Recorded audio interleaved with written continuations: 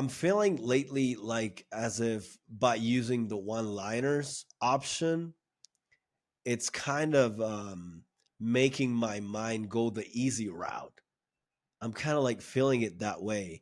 And when you mention like touching those thoughts and like actually sitting on the answers and like trying to figure it out, it almost feels like not intellectual, but also not feeling it fully. You know, it's just like, yes, I'm answering the questions and I'm getting there and I'm seeing things that I didn't see before. But also, I noticed that it's not, I try to do today like a comparison with the judge. Oh, you're muted. Oh, yeah, it muted myself. My Okay. sorry. Yeah. And then I tried today doing the judge your neighbor worksheet, and I could already see the difference because when I'm doing the one liners, it's like I'm in the moment just for like a fraction of time while I'm answering the questions. But in the judge your neighbor worksheet, I have to sit and stay there for a while. So what do you think it's the best way to do it in terms of the best use of the one liners compared to the judge your neighbor worksheet, like to work something out? Hmm. This is a great question. Um, you know, if you're a painter, you don't just have one brush. You have like different kinds of brushes. You have a wide brush you can do certain things with, and you have a very fine brush, and then you have just different brushes. You even have a palette knife for doing different things.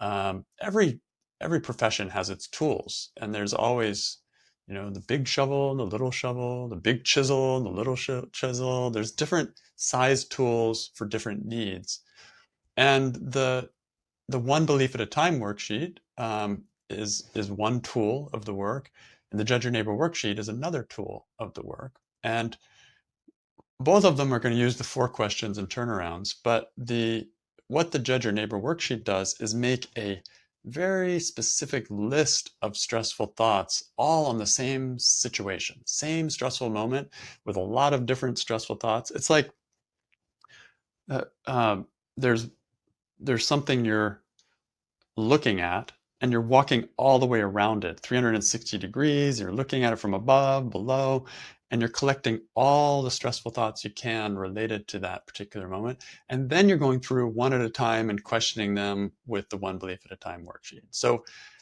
that's a very thorough approach. Sometimes it takes me a week or two to go through a worksheet, a judge your neighbor worksheet, because I'm questioning almost all the stressful thoughts I wrote down.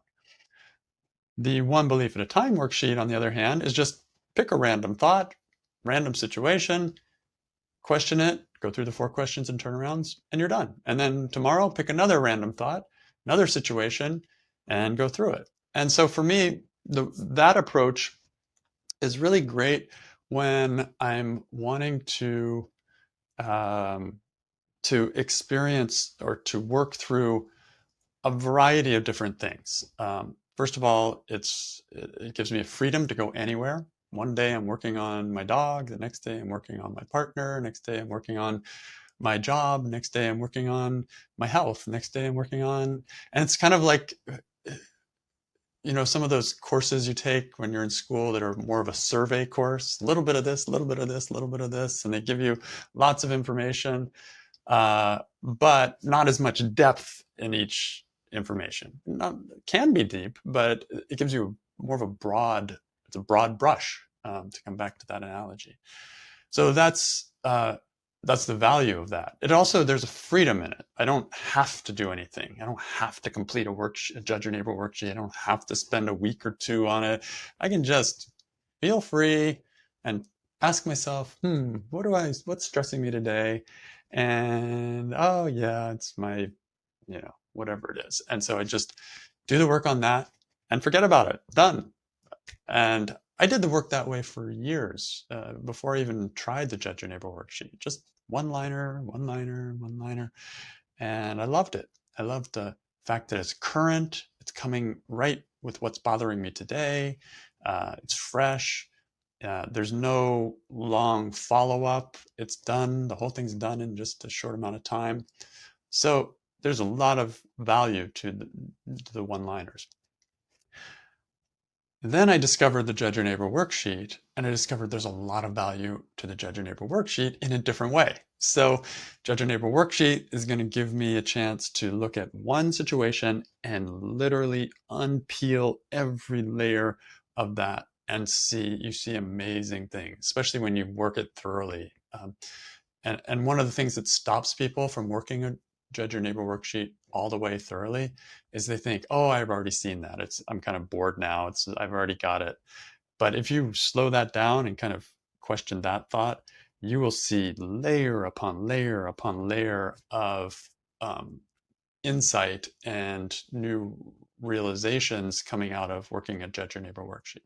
So it's like the super deep approach. That's the way I think of a Judge Your Neighbor worksheet.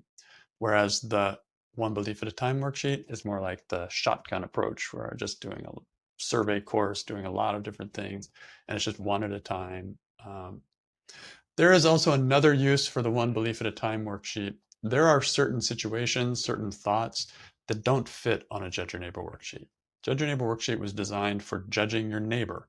And that can include things as well, like judging my shower head or something, or that's also valid for the Judge Your Neighbor worksheet. But it's judging something outside of yourself. It doesn't work so well for judging yourself. You can use it, I've done it, but I prefer, if I'm doing self-judgments, to just use the one belief at a time worksheet. And there are other kind of underlying beliefs that show up that they're really not related to judging another person, or they might be related, but they kind of just stand on their own. And it doesn't really make sense that I'm angry at something. I just believe something. So I just put the belief on there and question that. So anyway, that's sort of the big picture for me of when I use the one belief at a time worksheet and when I use the Judge Your Neighbor worksheet. They're both really valuable. They're both set in the same tradition of questioning your thoughts, same approach, 4 questions and turnarounds, but one is very free form and the other is very structured. One is you can just choose different things, subjects every time, and one, you choose one subject and go deeply with it over time. And so choose your brush and experiment. You get tired of working Judge Your Neighbor worksheets all the time? Great, switch to one beliefs for a while. Then get tired of that, you want to go in a little deeper, switch over to Judge Your Neighbors again. And feel free to experiment with that. And here's another thing you can do with one belief at a time worksheets. You can write a list of one-liners and go working through them just the same way you would work through a Judge Your Neighbor worksheet with all its one-liners there. So yeah, my main suggestion is just play with it and you will find where it works best, when it works best for you. But don't feel like you have to do it one way. But don't think, oh, my way is the only way. Like, keep an open mind, try all sides, and that's what keeps it fresh and interesting.